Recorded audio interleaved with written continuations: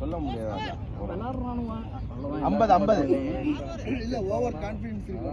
எப்போ வேணாலும் match change ஆகும். ஓவர் கான்ஃபிடன்ஸ் அதான் பிரச்சனை. கிரிக்கெட்டில் ஒன்றும் சொல்ல முடியாது. நான் வந்து நியூசிலாந்து வரலாம் நல்லா விளாடுவான். அதெல்லாம் வந்து சும்மா கிடக்கும்.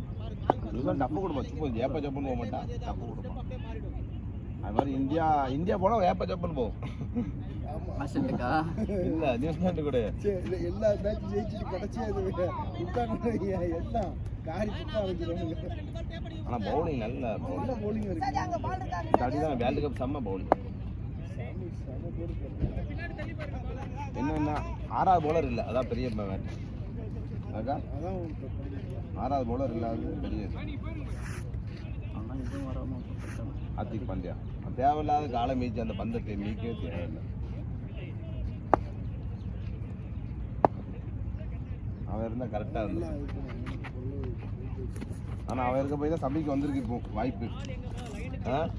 அவன் போக போய் தான் சமிக்கு சான்ஸ் கிடைக்கும். போட்டாச்சுங்க. கடைசி வரைக்கும் அதை வச்சு மெயின்டைன் பண்ணுவாங்க. முதல்ல போடுறதே அதான். இந்தியன் டீம் வந்து நம்ம ஒழுங்காக பயன்படுத்த மாட்டாங்க. இதெல்லாம் தவிர்க்க முடியாது.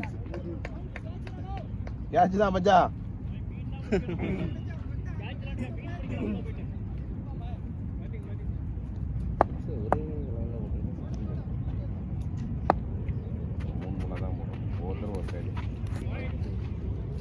சொல்லுவோம் பாகிஸ்தான் தான் ஒழுங்கா விளாட, நீனா ஒழுங்கா விளாட.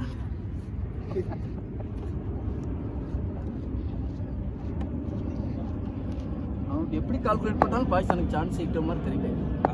கஷ்டம். 99.9% ஓடுறாடே.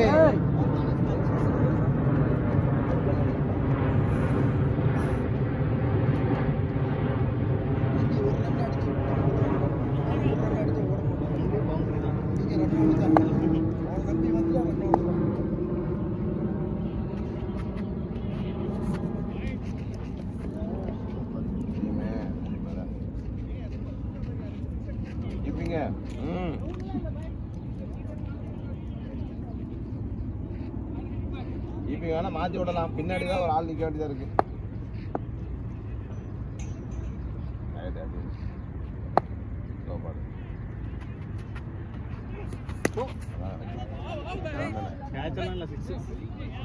ஆவோ கேவாவா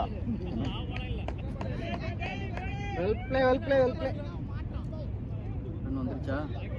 இன்னும் ஒரு 36 ரன் வந்து வந்தாங்க. ரன்னே வருது. 7 ஓவர்.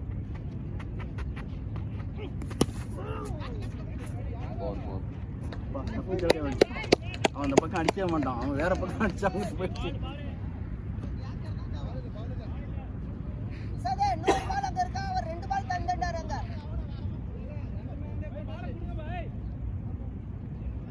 எடுங்கப்பா போய் 7 ஓவர்.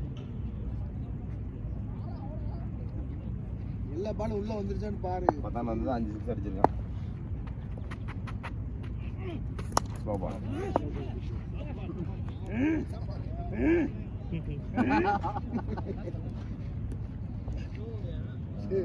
பேக்கிங்கெல்லாம் லாஸ்ட் பாலா? லாஸ்ட் பால் எப்படி சிங்கிள் மட்டும் போட்டாம ஃபார்முலாவே ஃபாலோ பண்ணி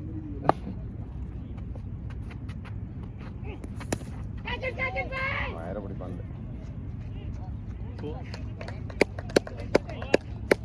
74 74 7 ஓவர். ஓவரில் எத்தனைன்னு சொல்லியிருங்க. நான் வந்து பார்த்துக்கிட்டு வந்துட்டேன். 2 8 8 9 10 14 18 24 ரன்.